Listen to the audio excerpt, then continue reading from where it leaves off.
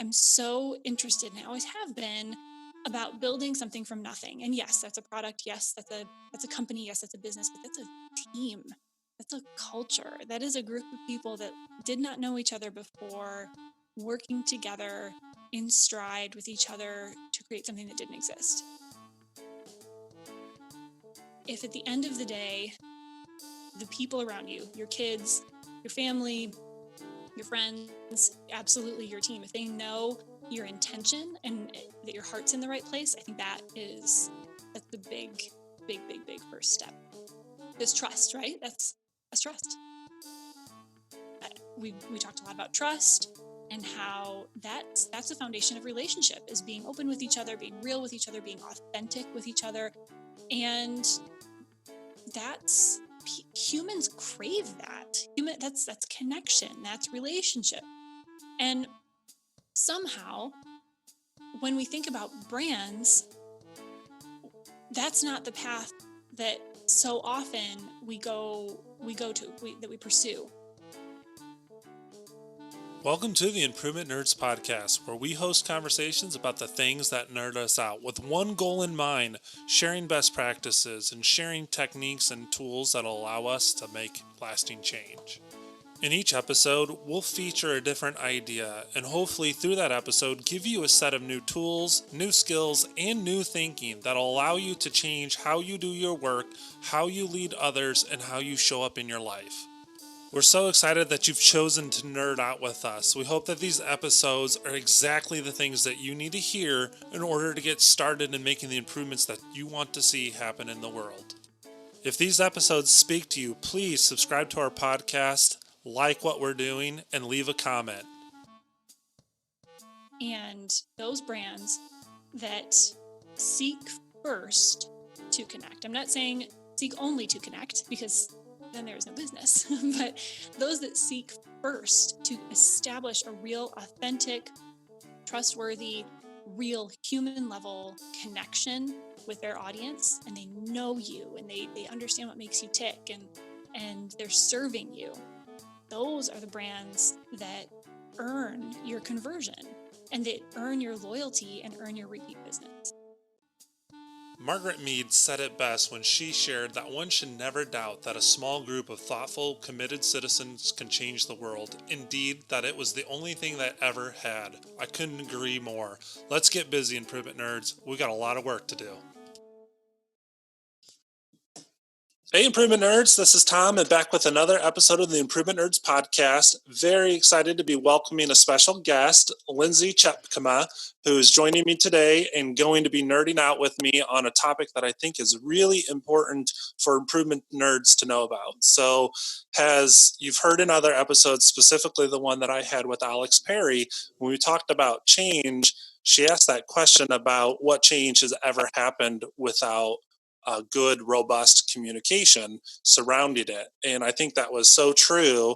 And I think in some ways that's pretty daunting, because as a change agent, as someone that's facilitating organizations through change, communicating and connecting and bringing people together is quite a challenge. So, I did some thinking on that, and I started to look for individuals that I thought were doing it really, really well through a variety of different platforms. And that led me to Lindsay.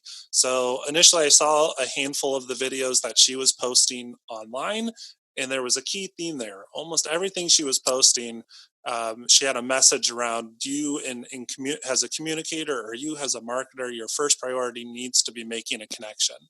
And it was like, I need to talk to this person. I need to get to know him. I need to bring him onto the show. So I reached out to her, and she's a lovely person. I think you guys are going to enjoy getting to meet her.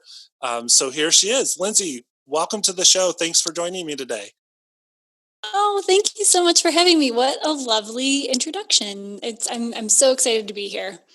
Great. So I know we got a lot of nerding out to do, but in our planning session, you and I were comparing notes on some of the things that you've been up to, and I shared some of the things that I've been up to, and we have quite a few things in common. So I want to call out one of those things, which is your journey to start Casted. You recently had, and my anniversary of being on my own kind of happened like 2 weeks before you celebrated yours. So I saw that you have an entrepreneurial spirit. You worked within an organization, and somewhere along the way got motivated to go out on your own and work with a great team of people to start a company called Casted. So tell me just quickly about Casted and some of those things that you would say were bright spots or maybe huge learning points in your all's first year. Yeah, definitely. So, yeah, Casted, we just celebrated our first birthday, April 29th, which feels like it was just yesterday, but time just flies these days. And really, we're the first and only marketing platform that's built around exactly what we're doing, having a great conversation and then spinning, yes, a podcast, but additional content from that conversation, right? So it's starting with a conversation and really making that the foundation of your marketing strategy. But kind of to answer your question about kind of big learnings and big changes over the last year, I think for me personally, I went from marketing leader to CEO, and co-founder. And in many ways, I'm still me, and I'm still marketing to marketers, right? Um, and I'm still extremely passionate about what I'm doing, and so none of that has changed. And if anything, I've just doubled down on what I'm most passionate about, and I get to do that all day, every day. But on the other hand, my day to day is completely different. So that's been a big change for me. And I've also, as you said, I've gotten to really focus my energy on what I see as, yes, as a marketer, 15 years in marketing, but also as a human and as a consumer. Like you said, that what we should all be doing and what really sets apart the great communicators, the great brands, the great speakers is that they seek first not to persuade you or to get you to do or be or believe something, but to connect with you. And so that's a big part of our message at Casted and in my message as Lindsay. And yeah, that's where we are. You know, I think it's pretty cool to now that I'm out and I'm in this wilderness. So I love Brené Brown books. Like they Mm, writes, mhm. I'll just gobble up. So in the book Braving the Wilderness, she talks about the journey of going from the structured relationship of working for organization to being on your own. And she said in large part it's like you're leaving civilization and going out into uncharted wilderness. And it's scary, but it's also exciting at the same time. And she said, as you get further and further from your comfort zone and what you were used to, you will see that there are more and more people out here than you think there was. And, coming out and being part of that group now, I'm meeting tons of individuals just like yourself that, are forming a business and leading a business and doing it in a way that it, in some ways is an extension of themselves and their values. And you just in all the conversations I've had with you, you have just a great energy, and also this somewhat element of altruism to just serve people. So I'm assuming those things are true then for Casted, is that it's a service oriented organization, and the attitude that everyone has, the culture there is very positive, I'm sure. So I think that's kind of fun that as an entrepreneur you get to determine those things and you get to create those things. Are you having a lot of fun kind of putting your fingerprints on your organization's culture? Tell me a little bit about how Oh that. my gosh. Yeah, so much fun. So much fun. I mean, people ask me, when I see them, especially over the last year, how's it going? I'm like, gosh, what's it like? I'm like, it is so much fun. It's hard. It's a lot of hard work. It is soul work. I mean, it is down to the bone in good ways and challenging ways, but it's amazing. And yeah, it is. It is incredible to put your fingerprints all over something. When I got started with this, and I was talking with, in particular, with Scott Dorsey at High Alpha. He's the one that I was working with on getting this thing started. And when I was telling him, he was like, why are you interested in doing this? And I was like, I just kept coming back to, I'm so interested, and I always have been, about building something from nothing. And yes, that's a product. Yes, that's a company. Yes, that's a business, but that's a team. That's a culture. That is a group of people that did not know each other before, working together in stride with each other to create something that didn't exist, and a customer base that didn't exist. And that is near and dear to me. That is important to me, but it's important to this team. And the one thing that has been a non-negotiable for me from day one, and it was in the first conversation I had with my co-founders Adam and Zachary, and it has been a common thread in every single hire we've made since then, and we're up to, depending on when this airs, 12 or 14 people on the team. It's been passion, and it's intangible. You can't measure it, you can't really put your finger on it, but you know when you see it. And it's that passion, it's that fire, and it's that authentic desire to create and to build and to do this thing and to do it together that really is at the core of Casted, and it's at my core. But it's not about me. It's that it's a common element in each person on this team, and therefore it's foundational to Casted, and that makes it, even on the hardest days or the most exhausting days, that makes it so exciting and just so thrilling to be doing this thing. Yeah, it's somewhat contagious because it's not on a certain individual producer to show up and have all the energy or all the answers. Because as a CEO, has the person at the helm of it all, that could be a pretty heavy weight to bear, to think I've got to control all of this to keep this thing going or to grow this.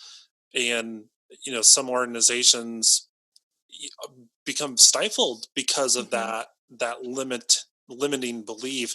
And I think what you're saying is, through working through others, we're able to achieve a lot more. Thanks for sharing your journey with Casted with us. And I was excited to meet someone else who was kind of at the same point in their career as I was. So we were able to compare notes on that. So professionally, we had a lot in common, and personally, we have a lot in common. And I learned that you and your husband have, I think it's 3 kids, correct? Yep, three boys. 3 boys, and there's twins in the mix. There are, yeah, yep. I have a 9-year-old and 2 6-year-olds, almost 7. Almost 7. Mm-hmm. And I'm sure you can, when you heard the news that you were welcoming 2, you might be able to recount the saying of, "Oh, twice the blessing." Yes, and I can definitely tell you. I mean, now, absolutely. I mean, so we had when I found out we were having twins. Let's see, our oldest was still 1 because they're not quite 2.5 years. Wait, no, just over 2.5 years apart, right around 2.5 years. And so they're very close together with 3. There was a moment in time that we had 3 under 3, and so that was a crazy time. I don't remember much of it because I think I've blacked it out, or just was in some weird animalistic survival mode at the time. But now, yeah, now it's not even double but triple the blessing. I mean, they're so close together, and they love each other, and they fight because they're brothers. But especially with all of the time that we've been spending at home lately, they've had playmates, which has been pretty great. So, but yeah, that first year was a doozy. Yeah. So here, same kind of situation. I think Carolyn and I were like 2 years behind your guys' journey. So same kind of setup, except our oldest just turned 7. And our twins, I remember the same thing, people saying, twice the blessing. And man, I just wanted to like body slam at that point, because it was like when they were little, it was a constant go until their personalities developed and they got a little bit of independence. Mm-hmm. Sharing about our 3 boys has been, family is extremely important to me. So when I teach and I do public speaking, I always talk about them. And Mm-hmm. the world of improvement, and I'm trying to help organizations, achieve their goals and strive for excellence. I always bring forward the idea that improvement is a team sport, and that people who work together can do more than any one person ever could alone. And I share the story about when our twins, they were about 18 months old, and our oldest was just learning to talk, but he wasn't an effective communicator. So our twins got into some trouble, and um, the oldest one was trying to tell us what they were up to, and we couldn't understand what he was saying. And eventually it came out crystal clear that we needed to come see this, whatever was going on in the living room. And as soon as he said that, no sooner did he get those out of his mouth that one of the twins came running into our bedroom and threw a handful of potting soil at our oldest, and it splattered all over Carolyn and I's bed and all over the room. And then that twin left the room, and the next one came in with a bigger handful and Oh just no. so we get up and we're like, what is going on? And we walk out there, and the twins have managed to carry like a 40-pound bag of dirt in from the garage, open it, and completely destroy our living room with an epic mud fight. And Whoa.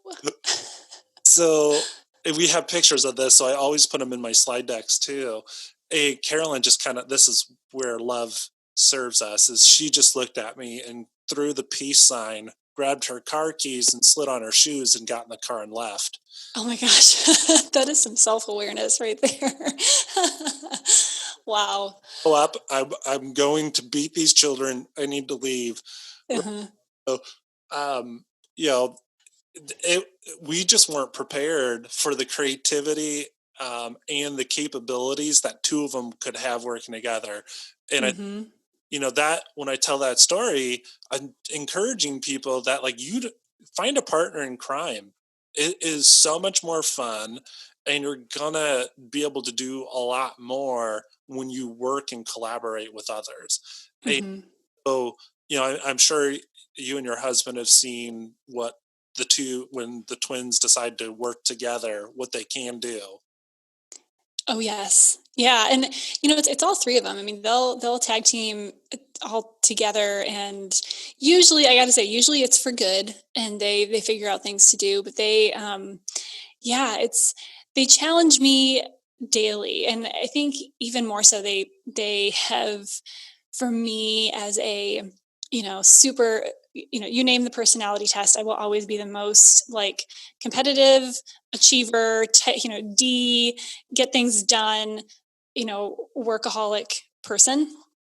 And they have taught me that, none of that matters. And yet it all matters, right? And so perspective and boundaries and priorities has been what I've learned most from them. And and in running a company, I mean, it's incredible what kind of superpowers you realize you have from being a parent, for sure, but I think also from having twins, from having multiples. It's like I was actually literally having a conversation with someone the other day, yesterday, who was also, she was a twin mom, and I was like, I just kind of feel like if I can do that, I really can do anything. Like I literally think that if I could make it through that first year, like you and I did with a single and then twins, I'm like, this startup thing, I think I can do this. I think this is gonna be okay. Definitely gives you a little bump of confidence. And Carolyn and I were getting ready to adopt a four-legged member of the family. So, like, if science can guarantee us we'd have a little girl, like we would definitely consider growing our family and adding another child. But odds are it would be a fourth boy, and like this house, the town of Westfield could not. Just would not survive. Just wouldn't make it. So, in service to society, we're gonna get a dog. And my parents are like, "Are you crazy?" And I'm like, "How hard can it be? Like, look at these three jokers. Like, we've raised them. They know how to ride bikes. They know how to swim. Like they brush their teeth every night before they go to bed. Like, bring it on, world. Like, This is all winning. We are winning at life. Yes. So just had to bring those two things out. Mm-hmm.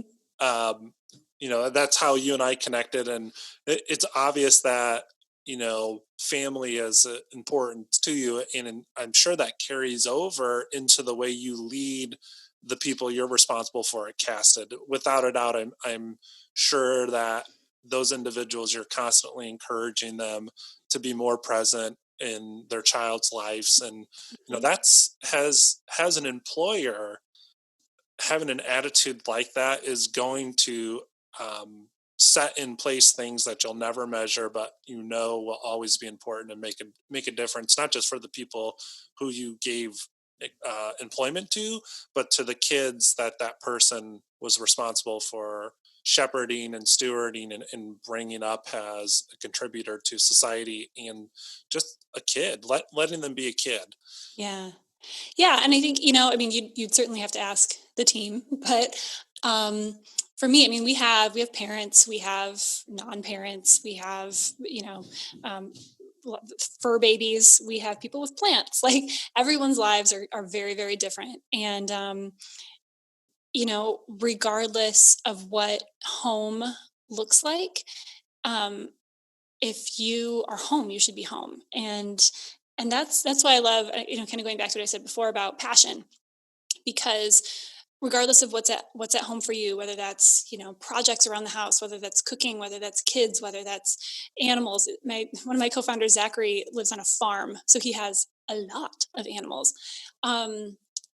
Regardless of what that is, you bring your passion at work, and that will, at work, I'm using air quotes with my hands here, is different for everybody, especially right now where everybody's working from home, and our team is as well. People are working different hours, and people are working at different times and at different paces. And if you have that passion and that just intrinsic motivation and that love for what you're doing, that understanding for why you're doing it, that ability to channel your unique talents and skills and abilities to what you're doing, um, you need to be able to do that, but then also turn it off and walk away. And yeah, maybe those wheels keep turning, maybe they completely shut off, and go do whatever home is. And that's so important. That is so important.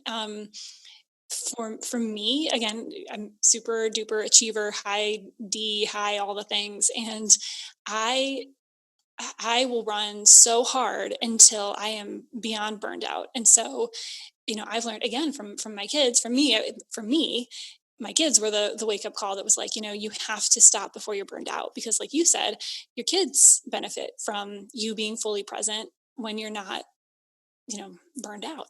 And that's different for everybody. And so, I think that's so important, is being understanding of each other's differences, being really, really respectful of each other's boundaries, encouraging. As leaders, we need to not only respect each other's boundaries, but encourage those who are on our teams and in our companies to develop boundaries.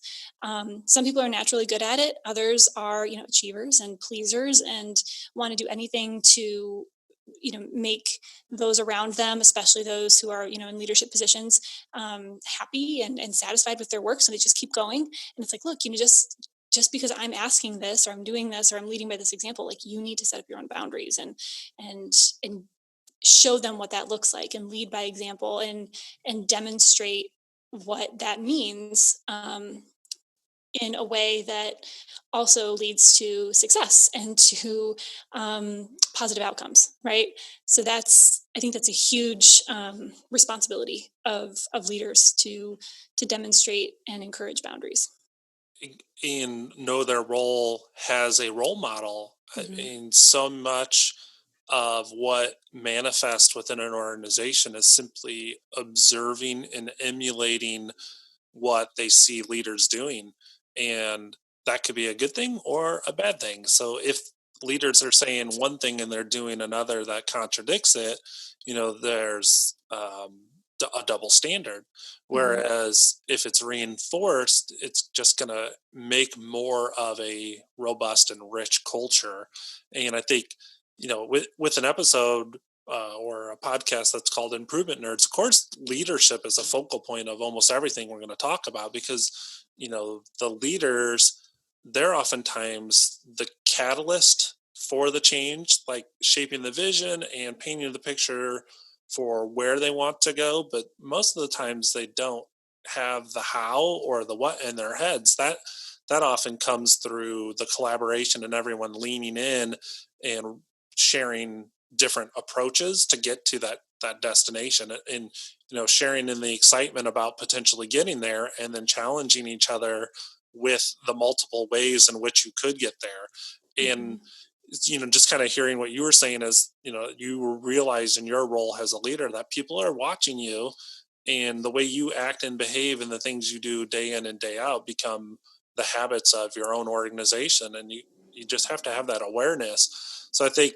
that's one part of leadership that oftentimes people overlook is, well, leadership is decisiveness and just telling people what to do and being accountable to these results. Well, no, like, it's being accountable to your people and giving them good examples that they can lead their lives by. Absolutely. And knowing that intention and reception are quite often, if not usually, two different things. Like what you intend to communicate and what is received from your communication is quite often two different things. Like what I say, first of all, is quite often not what is received. What I say and what I mean is not often what is heard, right? Because of the context, or the context of the ears that heard it, and what they bring to that conversation or that communication instance. And then also beyond what I say. So exactly what you said, what I do, what all of us, what any one of us does, the way we do it, the body language, the lack of communication, all of those things tell a story every single minute of every single day. And so I think even just being conscious of that and being like, look, like, go back to parenting, right? Like, I'm going to mess up. Like, let's just set that right now. Let's just put that bar there. I'm going to mess up. I am messing up every day. Do what I intend, not even do what I say, not as I do, like do what I magically intend for you to hear and me communicate, and magically, you know, receive that. I think that as a ground rule of like understanding that about yourself as a leader is huge. And then once we have that authentic realization of who we are as humans, like we are, I don't care what leader you are, you're a human, and you're going to make mistakes, and you're going to make missteps, and you're going to hold back when you should have leaned in, you're going to lean in when you should have held back. And all you can do is just be human. And if at the end of the day, the people around you, your kids, your family, your friends, absolutely your team, if they know your intention and that your heart's in the right place, I think that's a big, big, big, big first step. Is trust, right? That's trust. Right. And I think what you're saying, to kind of take from the conversation we've had about an individual leader, now extrapolating that same idea and principle to an organization. So, like, trusting a leader is a human relationship building activity. So, a team of people connecting with a leader and trust building over time in that leader and in each other to be a more effective team. Like what we're saying there, I think pretty straightforward. But when we talk about, okay, now trust in a brand or trust in an organization is similar, but a little bit different. And, what I'm seeing you do on LinkedIn and in marketing, you're talking a lot about how do organizations create trust through the messages they share, the images they portray, the attitude that they have. And I think it's important to focus on as part of this improvement nerd thing I'm trying to do, is say that's an important piece of the puzzle. So, like, when you're leading a team through change, you have to realize that you are a leader, as the project manager or the black belt or the change agent, insert whatever name you use to talk about someone who facilitates others. You are a leader and they're looking to you, and they will follow your lead. And sometimes that could be to better places, and other times it could be off the cliff. So I think, that's pretty intuitive. But when you're trying to magnify that to say, well, this isn't just about this team or this change initiative, but this is about us as an organization and everything we're trying to do and what we're trying to do through you. So the relationship we have with you as our employees, but also who we're trying to do this for. So the relationship we have to our customers, that's a little bit bigger picture than just trying to make a single project successful. It's more, how do we make everyone in this organization successful and better positioned to serve our customers so that they get a good experience with us, and trust as a result. And we create trust as a result. So can you talk? That's kind of why I brought you on, is let's nerd out about that piece of picture of trust building and communication and branding and marketing as an organization. Yeah, and it's such a great segue, because you and I just spent, however long we've been talking so far, talking about humanness, right? We've talked about our kids, we've talked about our lives, we've talked about making the leap from, the security, or at least perceived security of a, stereotypical job, to going out into fueling that entrepreneurial fire. That was a very human conversation we just had, right? And we talked a lot about trust, and how that's the foundation of relationship, is being open with each other, being real with each other, being authentic with each other. And humans crave that. That's connection, that's relationship. And somehow, when we think about brands, that's not the path that so often that we pursue. We think, how can we measure it? What are we going to, how are we going to create leads and conversions and opportunities and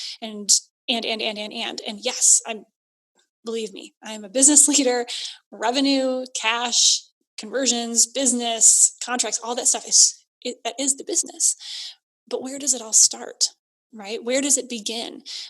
Think about the brands that you really, really love to buy from, whether that's as a person for things for your home, for your family, or that's, if you buy on behalf of your brand, if you're buying on behalf of your business, what brands do you really like to work with?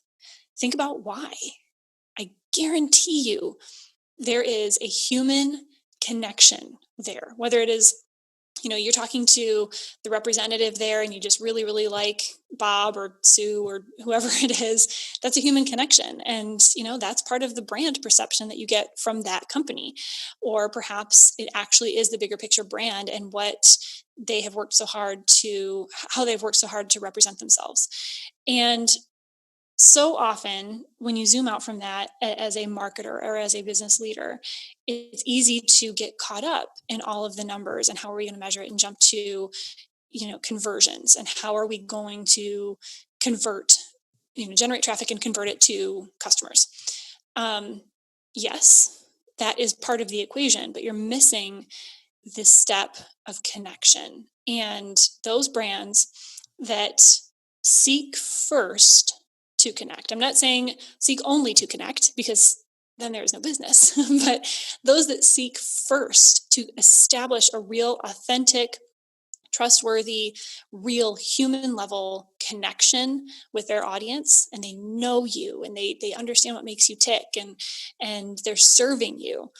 Those are the brands that earn your conversion, and that earn your loyalty and earn your repeat business. And so you can probably tell that's what I'm so passionate about. And I think, where Casted fits into it is, how can we serve those brands in giving them another way to connect with their audiences, and to build their entire, integrated, fancy marketing words, integrated marketing strategy or content marketing plan, all around those authentic conversations. That's what I'm excited about. And I think that that's something that a lot more brands really are starting to think about and are really starting to lean into, which is great. I love kind of how you shared how all of this adds up to a cumulative effect. It's a trust.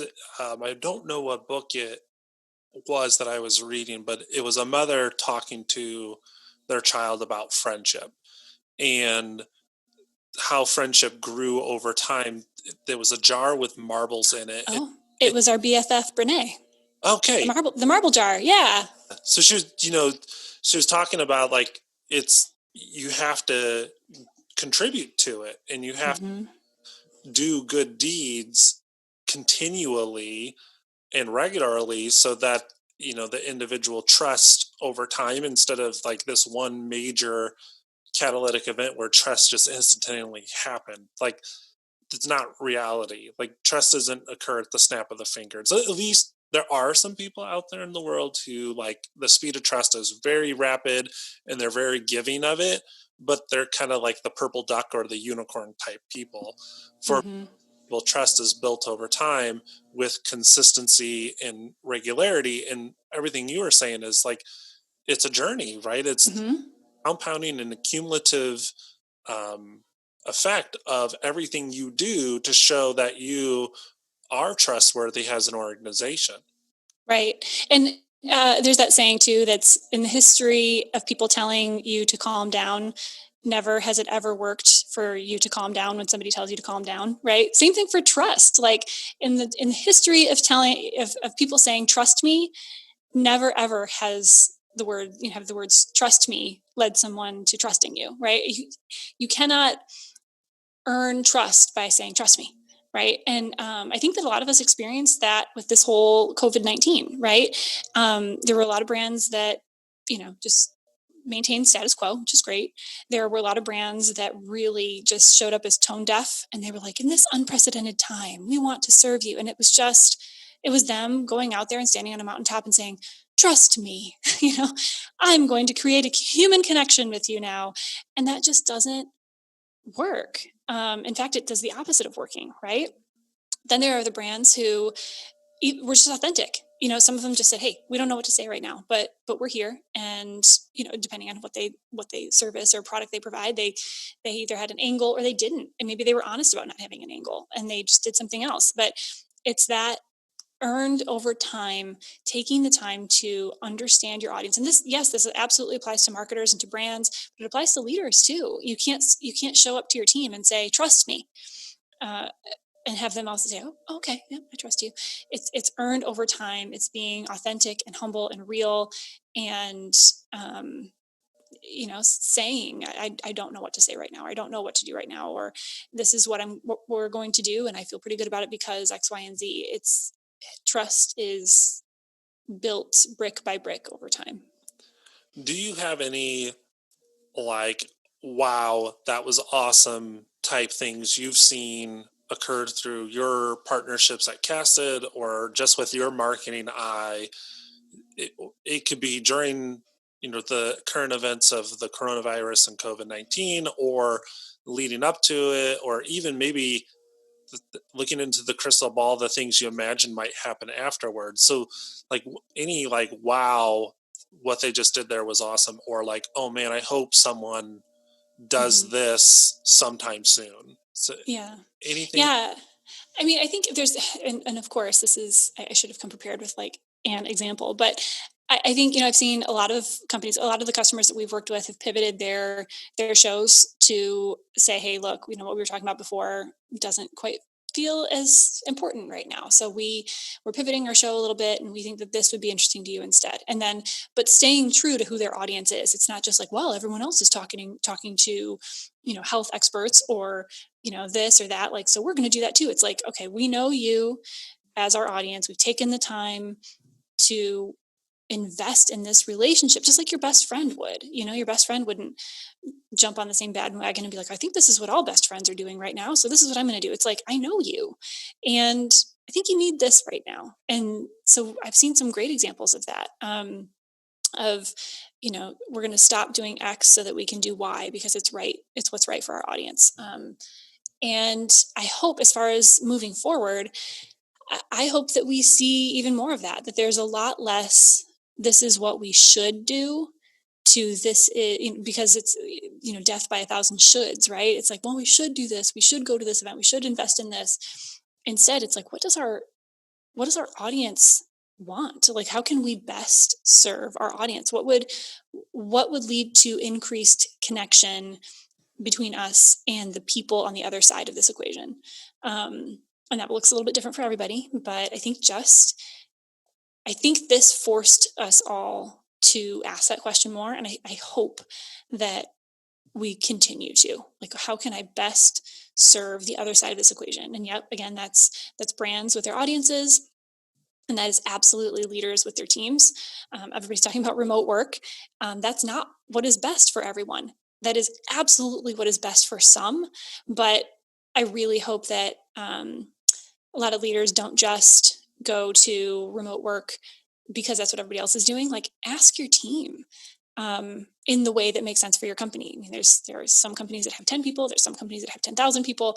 That's going to be very different for everybody. But I really hope that this time literally in quarantine with our families and at home has really forced us to reprioritize and to help others in continuing to serve their priorities as we move forward.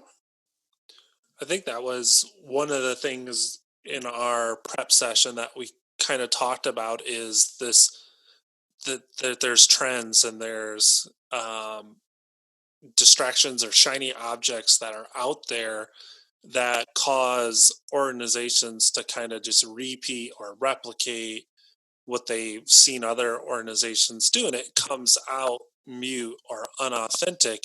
And I think what you're saying here is, truly get to know who you serve and how you serve them, but mostly the way in which they form a stronger relationship with you. So what is behind the scenes motivating them to seek your services, or motivating them to share their experiences with others? Go past the transaction of, hey, you're my customer, we do business together. There's that transactional thing, to why are you my customer? What is it that motivates you to have come to us in the first place and to stay with us, and return to that part and speak to that element of the relationship. Yeah, I mean, it's everyone wants a silver bullet, a magic pill, a hack, a shortcut to whatever it is you're doing, to legendary leadership, to becoming an iconic brand, to successful marketing. But the answer almost always is in investing the time and energy to know your audience. And sometimes your audience is a team internally, sometimes it's actual buyers, sometimes it's a board, sometimes it's investors. I mean, whatever it is, the more you know them, the more you can serve them. And that is the answer always. And then actually the beauty of it is that once you know them really, really well, then you can make really fast decisions that are right for your audience. And you don't even have to think about what are other people doing, because you already know. Again, like, you think about your best friend. You don't have to go when your best friend needs you, whether it's for something good or because they're going through something hard. You don't go survey all the best friends in the world and see what all the other best friends are doing. You don't go look at best practices of best friends. You know your best friend so well, you just show up and you just have a bunch of ideas because you know them. And, same thing, like, if we can know the people that we are serving, audiences, teams, whatever it may be, our family, you can simply show up and be authentically yourself and serve them. That's the answer. And it's flexible too, right? There, having that basic understanding of who each other is allows you that freedom to experiment and take risk, because these relationships aren't static, but they're evolving and they're maturing, and people over time do have things within their needs that change, that require organizations to change how they satisfy those needs. So it's ongoing, and I think the risk of what worked in the past not working in the future, it's not like overnight unless a pandemic happens. Like, okay, some things that used to work don't work anymore, and we have to have that awareness. But in a sense, when loyalty exists and trust is present, the rate of change, it's not has volatile. So you're not constantly changing just to keep up, but you're changing to stay ahead, I think,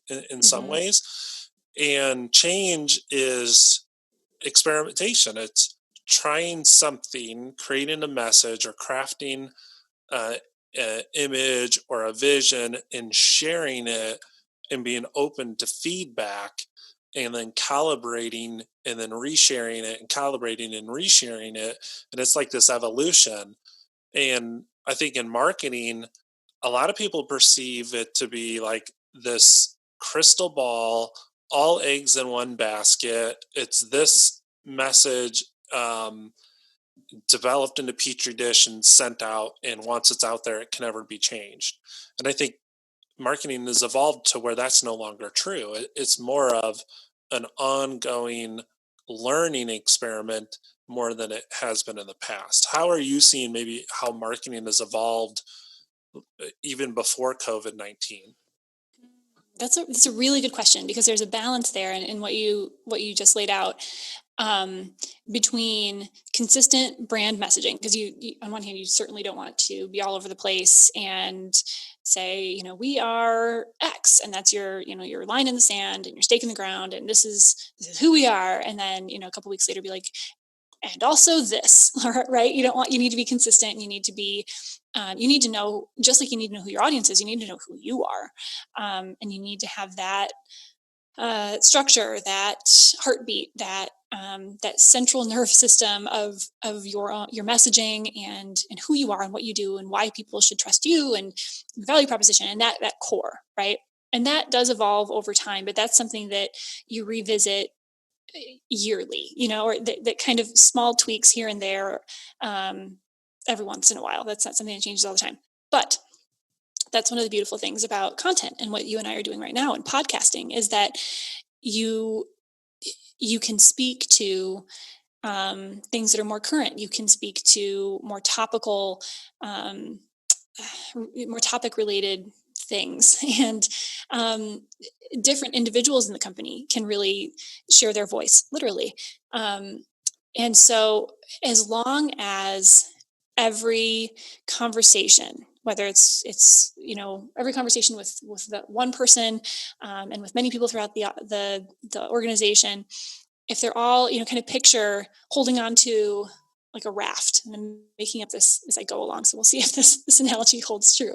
But you're floating in a lake, and you're like, or in a pool, and you're all holding on to a raft, right? That raft is your central messaging, but you're all holding on to it, and you can speak to it, and you can always come back to it, and that's the foundation. But you can kind of all float from it from a different angle, if that makes sense. And like you and I are speaking now, and we're not talking about how to ring out your podcast and to get as much value out of it as possible, which is the meat and potatoes of what Casted does. But really the foundation there, and the life raft, is authentic conversation and connection. And so that's what you and I are talking about. And if you were talking to somebody else in the company, they might be talking about sales through authentic conversation, or the importance of connecting with customers and product development, and how designing for your audience is so much more effective if you really, really know your audience. And like, all of this really is because you have a touchstone around what is important. And then modern marketing, to answer your question, gives us all many, many, many, many, many opportunities to keep coming back to that touchstone, but with new perspectives and interesting ideas and different ways to look at that touchstone. And that's so cool. And that's so much more fun than it ever was before, because it's so much more interesting. And again, it creates a lot more opportunities to build trust and to increase engagement with your audience, because you're providing more value and more interesting things for people to get involved with your brand around. I think that idea of continuity and a touchstone of what you do as an organization is a great centerpiece. And I think in our planning, you talked about traditionally marketing has been outbound. That's the organization communicating to their customers almost in a one-way like fashion. Now that's evolved, it's more two-way. There's a lot of dialogue between customers and organizations rely on that feedback to change their messaging or to adapt and offer new products and services. So I think that's great to see. But now more so we're seeing the employees, because they have that touchstone now, they're able to act as an ambassador. And that was another recent post I saw, you Mhm. share through social media, is imagine a world in which everyone in your organization was able to serve your brand as an ambassador and someone that you know is capable of creating trust between the organization and whoever that employee is coming in contact with. Hmm. Yeah, no, absolutely. I mean, it's again, I think the one that spurred that post that you're talking about was I saw a post, as any one of us could at this very moment, opening any social media feed, about how to hack marketing and tips to just make something to formulatize it and to simple steps and the fast way to get what you're get to the bottom line. It just I had enough at that very moment. I was like, and I'm done, because it's like, no, I mean, no, your audience can see that, they can feel that. And what if, instead of, you know, again, seeking first to convert and like hacking your way to a conversion, that sounds like it sounds like a horror story. Like, that doesn't sound like a trust building opportunity to establish and nurture and grow a relationship with an individual that has the ability to invest in purchasing from your company. That hacking your way to a conversion, I mean, that's, come on, like, what if instead we we really did, and especially as leaders, right? Because the reason, there's a saying, I hear Tim Kopp saying it, but he always says, like, somebody else said it first, which is, show me what you measure and I'll show you how I behave. And when we as leaders continuously tell our people that, especially in marketing, like, conversion is it. Like, I don't care how much traffic you can generate. I don't care how many leads you generate. I don't care how many connections you make, or how much like, I don't care how much intangible you generate. What matters to me is conversion above all costs. That's that's what you're going to get. And instead, if we as leaders, in the way that makes sense for your business, said, I care that you are establishing trusting, meaningful, rich relationships with our massive audience, and that you're growing that audience, and that you're generating, raving fans about our brand. um, how would that be different? And that's a real question, because it's different for everybody, because again, there is no hack, there is no one size fits all solution for how to establish connections. I mean, go think about it, go get to know your audience and invest the time. And, like, I'm not saying don't think about conversions and don't measure things, absolutely not, we all need to. I'm a CEO of a company, we do too. But what if, like, just ask yourself, what if you gave your people the the blessing, the power, the authority, the enablement, whatever it is, for your team to go and establish connections, and then get creative about how to earn that conversion opportunity. What would that do? And what would that do long term? It's long game, but what would that do for your brand? It'd be game changing, Hmm. like, in my career, I spent a lot of time in healthcare, and obviously that industry is serving individuals in large part who don't want to be consuming healthcare. Like uh, an event has happened of illness, if they're welcoming a baby, that's probably like the brightest spot of consuming healthcare. But in large part, like they don't want to be there.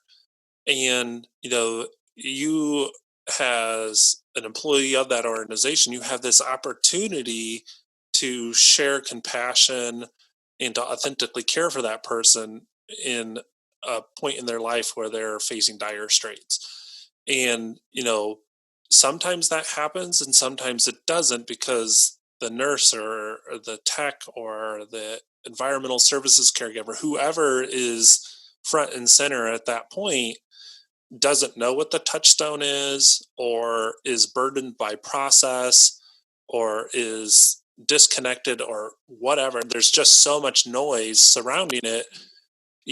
We're letting that person down. And when it came to leading teams through change, so trying to improve all those processes that surrounded that event, I realized that we can't just focus on make these processes work better.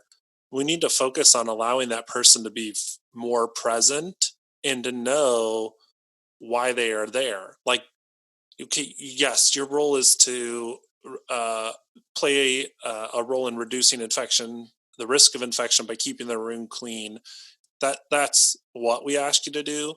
But beyond that, you're a human entering someone else's life at a point to where they're afraid and scared. And if all you do is go in there to clean that room and you see that they're cold and you don't offer them a blanket, you didn't do what could have been done to extend care, which is what healthcare is all about. So you can't just say, well, let's fix these broken processes. We have to allow people to have the space to make those connections, in addition to have reliable processes or consistent messaging or whatever business that is. In all reality, it's simply one person serving another, whether through a product or a service or a conversation. We got to, for me, I think it's really important that we got to keep that top of mind in whatever we try to do as a business. It's always about how can we better serve. Absolutely. And that's such a great example that you just gave, because imagine if in, that story that you just told, if that person that went in that room to clean it, if they were measured beyond all else on how many rooms they could clean per hour, beyond anything else, they wouldn't even be looking for opportunities to serve. Like you said, they would be completely abandoning their why. They wouldn't it would be dehumanizing the situation. And one could argue there's nothing wrong with that. They're there to clean, and yep, the more rooms that are cleaned, the better, because there are more patients that are going to be healthy. Sure, like again, you could make an argument that that's perfectly fine. But if they know their why and they take that extra 1 second, even to say, hey, you look cold, can I get someone else to get a blanket for you? Whatever it is, I mean, like that is a game changer. And that's how loyalty is built. And that's how brand affinity is built, and all of those other marketing terms and leadership terms that we like to stand behind. That's how it happens. Not because we tell people, hey, you should be loyal to our brand because here's this deal, or hey, you should be a repeat customer because here's this deal, or because we're essentially telling you to. It's because you want to. It's because we connected with you on a human level. That's exactly why I reached out to you and wanted to have you on this episode, is because I think individuals who have a project management background or a change management background, like, my trajectory to get to where I am leading organizations through change, like, was very scientific. I learned a lot of tools and I understood a lot of theories, and I was really good with data and numbers and creating a business case and capturing value. So, and I met a lot of other improvement experts who were technically very savvy, but when it came to making connections and relating and practicing empathy, like, oh gosh, those skills were like null and void for me. And it's taken a lot of awareness and a lot of hard work on my part to say, hey, that's probably more important than any other skill that I have. My ability to charter a project and establish a good scope and manage the project to budget. If I did all those things and I didn't take everyone who was on that team and help connect them to purpose, I failed, Mm-hmm. right? Because all we did was meet the deliverables, and we didn't bring anyone along the way to help them be better positioned to create future success. So all we did was short-term effort with the short-term gains versus creating the environment for future success in which everyone was more connected to purpose, more empowered, and more understanding of how they can give. And to me, that was kind of a pivotal point in my career, was I had to learn those skills, and it was about the brand that I was representing. And within healthcare, a project manager, Lean Six Sigma, can be somewhat negatively viewed because it's oftentimes used for cost cutting or to reduce labor. So that's oftentimes people coming in to take things away. So it's like, man, how do I create this new brand around improvement that it's more life giving and people building Mm-hmm. than coming in and cutting and removing? Yeah. Mm. Well, and I think it's not either or, it's also and, right? I mean, I get you. I'm the CEO and founder of a startup, of a venture backed, rapidly growing company. And every penny that is spent, invested, expensed somewhere, allocated is precious, right? And so I'm looking for efficiencies. I mean, I totally understand. And as that scales, and as you're leading a company of, hundreds or thousands or tens of thousands or hundreds of thousands of people, I get it. I totally understand. But how about it's not either or. It's not let's be human or let's be efficient. It's what if you applied the brilliant genius of that is Six Sigma and efficiencies and constant continuous improvement with, okay, we know the most efficient way to do this. It is right here in this plan in front of us. And then let's sprinkle on this layer of how to be human, right? And yeah, it'll make us, for this, I don't know, 50% increase in efficiency that we just found, this is going to reduce that down to, it'll be 45% more efficient instead. But it's still an improvement. Like what if those two started to work hand in hand and to really look for opportunities to be more efficient and more human simultaneously. And I think that is a great way to think about organizations growing, maturing, and evolving and continuously getting better. Is it's never one thing. There's not this like you said, there's no silver bullet. It's a combined effect of everything occurring with that organization, all working harmonistically to better put people in places to serve someone else. And Mm-hmm. that's through your, gosh, well, I've had people on who talked about human resources and human capital. So that's part of the equation, is hiring the right people and developing them and encouraging them. It's necessary. Communicating and creating a strong brand and communicating your organization values and cultures and role modeling those things through your leadership. So that's part of it too. Mapping your processes and making sure they're reliable and that you're measuring them routinely and that they're getting the results that you want. That's part of it. Like, it's improvement and helping organizations get better at getting better is a lot of different levers that all have to be orchestrated and pulled in order to take an organization from where it is right now to where it can go next. And I think Mm-hmm. oftentimes missing in an organization's improvement journey is this brand ambassadorship idea.